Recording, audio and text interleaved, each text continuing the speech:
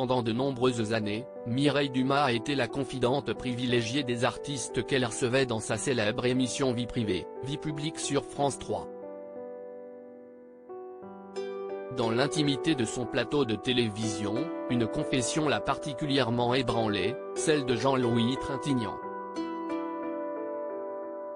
Elle a été l'intervieweuse des stars pendant 11 ans.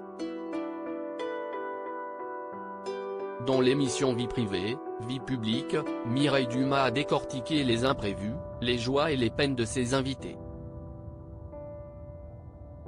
Des artistes que l'on a découverts sous un jour nouveau, en toute intimité.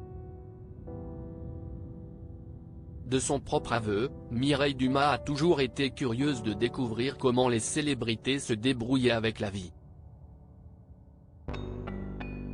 Et si elles ont été nombreuses à entrechoquer leur parcours avec le sien, une confidence en particulier a secoué la journaliste.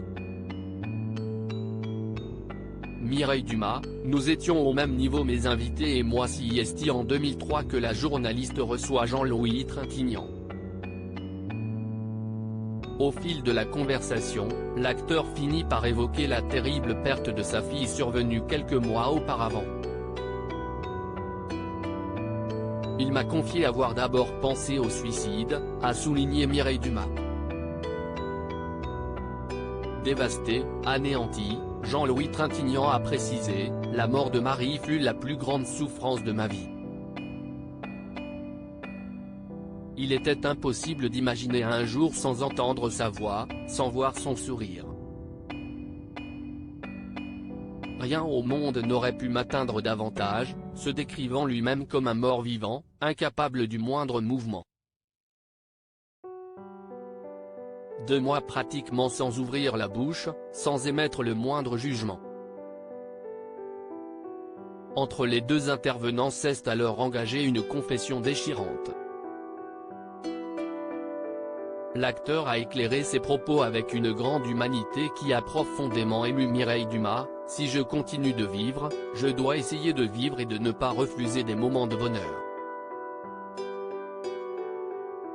La vie plus forte que tout, des mots qui ont particulièrement résonné chez la journaliste puisque quelques mois après cette interview, elle a elle-même perdu son beau-fils tragiquement. Elle s'est alors souvenue des paroles de son ami acteur.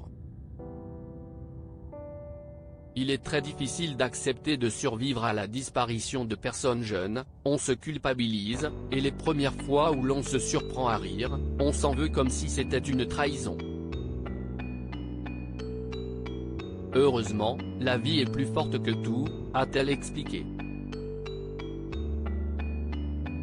Une conversation qui la marquera à vie et dont elle a tiré son credo tout au long de sa carrière: j'ai été dans l'échange, mes invités et moi nous apportions mutuellement quelque chose.